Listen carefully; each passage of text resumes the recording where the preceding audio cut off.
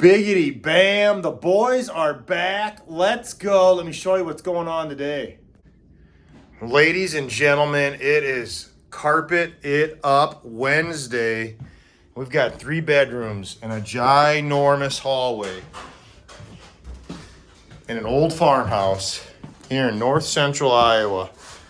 And Big Ronnie and John Steyer, the Florinator, are coming at you. This is what we got going on. So today, we're gonna be tackling the hallway, some steps, and we've got a bedroom, and then after this, it'll be kind of bedroom a day, just because they gotta empty out. But check out the carpet, bring back the pin dot.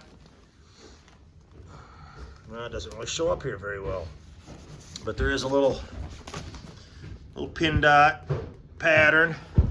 So to all my tile friends, laminate friends, hardwood friends, I just want you to know we're the real craftsmanship, the real floor covering installers, right, Ronnie? The real floor covering installers. 12 foot wide. They lay it 12 foot wide all day, all the time. So bringing back carpet, let's go. We'll check in with you here throughout the day. We've got Big Ronnie pounding out tack strip in here. We've got our hallway ready to go. We got 18 feet of carpet by 5 feet wide getting fished down here. Now we are kind of amazing, so it's really not that big of a deal, but I know, like I said, a lot of my tile setting friends, a lot of my hardwood friends, they're watching this thinking, oh my goodness, how do they do it? Carpet guys make everything look easy. Man, you've got to love small, tight spaces. Getting ready to work. So we've got our piece in here, rolled out, ready to go. We've got the old Cool Glide. Nice things, we don't have to let that warm up. We got a seam to put together here.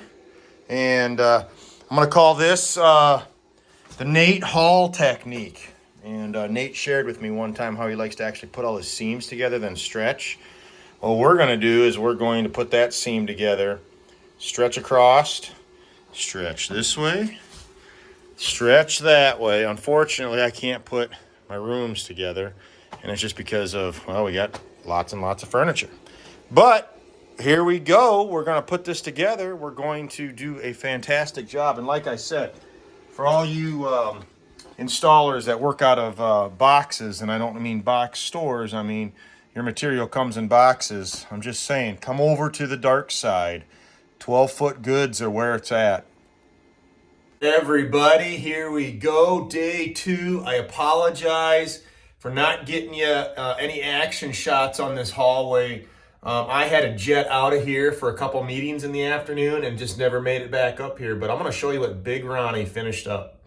Biggity bam, we got the hallway done. We got the bedroom done. Everything's seamed up, looking fantastic. I don't know why I'm walking in there, it's just full of furniture. But here you go, we're gonna go into the, what I presume is the master bedroom here. And I'm gonna tack and pad. Of course, I'm Mr. Busy, so I gotta run back to town for an appointment at 11, and then a nooner. Get it, nooner. And but we'll get this done today, and then tomorrow we've got the red room, the red wine room. We got that. So we also have a set of steps. I wanted to show you this, see what you guys thought, see what your opinions are. We decided to go ahead with a waterfall. I'll get out of the sunshine there. And on these steps, they all have this decorative like molding here. And these are some old wood steps here. I mean, you can just hear they're squeaking and whatnot. I really didn't want to be tearing that off with the cap and band it. So we've got to address that little thing right there that sticks out. But I mean, really, I might just cap and band that step because I don't. Yeah, there's nothing underneath that one. But we'll see. I don't know. I don't know what I'll do yet. I might try to do some sort of return on the waterfall. But here we go. Back the truck up. Let's win. All right, check this out. So the pattern was running off, and that's just still got the profile of my board underneath it, that seam there. But the pattern ran off a little bit in this doorway, and I needed to get the pattern straightened up so I could put the seam together. But now I've got this piece of carpet is actually needs to go like this, and it's cocked like this. So what I'm gonna do, never actually done this before, but I'm not setting anything. I'm gonna use my power stretcher, and I'm gonna move and straighten this carpet out before I power stretch. So you should see a shit ton of wrinkles in this thing before I go to power stretch it, just because of what I'm gonna have to do. But it's all about getting that pattern back on alignment, straightened out.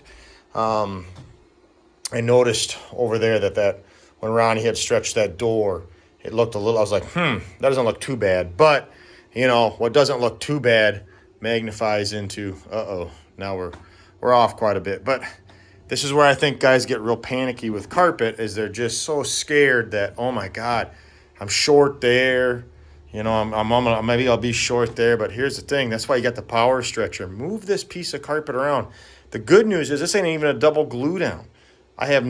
Just take your time. Move the carpet where it needs to go. The wrinkles are going to tell you what needs to happen. So stay tuned.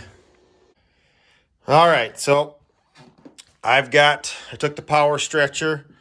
I set it right there, and I moved that carpet 2 inches that way. Caused some buckling. Got my knee kicker. This is what was important, is I wanted to get this pattern straight in this room. So I've got my window cut here. I'm net. And the same thing here. I'm net to the wall. But what I did was I caused one heck of a wrinkle right here, which is not a big deal because I'm just going to stretch that out. I'll put my board right here. Clickety-clack, stretch that way. Keep everything straight. And then when I go to take my stretches this way, I'll make sure to, I like to take my roll pencil. I'll just make a mark in the carpet right there. And then that way I can measure back to this wall, keep that straight too. Because ideally, you want to come in, I want my client to come in.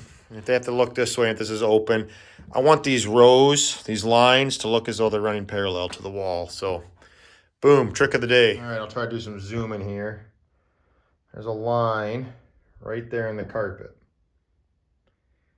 And I took my stretch, the power stretcher, and what I did is I cut some windows into this, and then I went down here and adjusted with a knee kicker. I moved my power stretcher needed to go to the left here, and I adjusted it till I got to 9 3/4 there, 9 3/4 right there. So when I dumped my pattern in here, guys, if you remember, I was I had like a 2-inch gap there, and I was up the wall about 1 inch there. Okay, just by manipulating the carpet, moving it around, and letting the carpet kind of tell me how it wants its wrinkles taken out, I've been able to do that. But this is what's important, because they don't know that you can the pattern is not really showing up in the video, but it's got that line. I want that to run parallel with this wall. That damn thing was, if I left it 2 inches out, shitting thing would have dove into the wall and looked terrible. So, carpet installers, we really are floor coverings miracle workers. All right, one more thing to note is when I'm power stretching here, normally you power stretch in a bit of an angle, what they call it a 15-degree angle. When I'm stretching my patterns, I'm stretching that thing straight. I want everything moving in line, especially when I start going this way, because this, again, is that linear pattern running this way. I don't want to start pushing and skewing that pattern off that way. So, last pointer, I guess. Clickety-clack, the home stretch. So this side, we kind of do the same thing. I've got my row right there, all the way down. And I'm keeping it between, 18 and a half, 18 3/4. Just stretching that all the way down there. So like I said, when I'm all said and done, and you look into this room, everything's going that way. Looks parallel, square to the world. Bedroom done. It's kind of a cool closet, so it actually connects to the closet in the other room. It's like a double closet. You got there and there. It's kind of cool. But anyways, we are going to, I'm going to show you here what I was talking about, this being a little off. And you can see how that pattern that runs into the tile, and then there we're about an inch or so away. I'm going to go ahead and we're going to help Big Ronnie out. Guys, we like Big Ronnie, so we're going to help him out. We're going to straighten that out, and this is the good thing, is that's nothing there yet, so I can kind of stretch, and if I have to move things that way, the carpet's going to tell me where it wants to go. Back the truck up. We're done. Check it out. Little pin dots all over the place. Everybody loves this stuff, right? I personally do like the way patterns look. So let's show a little love for Ronnie. We got that straightened out. We got that straightened out right there. Check that out. That's no big deal though. I had to actually pull up to this wall and kick everything over about 3/4 of an inch. So, and then boom. I think that looks pretty darn good too. So show some love for Ronnie. Shit happens, but hey, we just we get back in it and just win. I still think if you are a carpet installer, sheet vinyl installer, I am a little biased here, but you know, the problem solving skills I think are just a little bit greater than, you know, when you're working with materials that come out of a box. Because really, you can just, let's say that's your piece, you ruined it, pop it up, put a new one in. But when you've got something like this and you've got bowed, skewed, crazy patterns, and let's face it, you just got to win. There's ways to do it, but boy, it takes a heck of a lot of skill. I think there's like a meme about hitting, or what the heck is it? It's about a ship. Some guy fixing the ship and charging a buttload of money, and takes 5 minutes and hits the hammer in one spot and the ship works or something. And that's kind of what carpet installation's all about, is learning how to manipulate things, how to fix things, a lot of how to fix things, and make things look good. So they're all equally difficult. They really are. But you know, like I said, I have a little biased. I believe that anybody that's working with roll goods has just you just got to be a little bit more clever. Let me know what you guys think. Am I right? All right, team. I'm gonna blow your freaking mind with this doorway seam, but wait until you see this. It's the craziest thing ever, maybe. So here we go, last room, and I am going to, you know, if this was just any other piece of carpet, didn't have this loop in here, I just cut my seam here to here.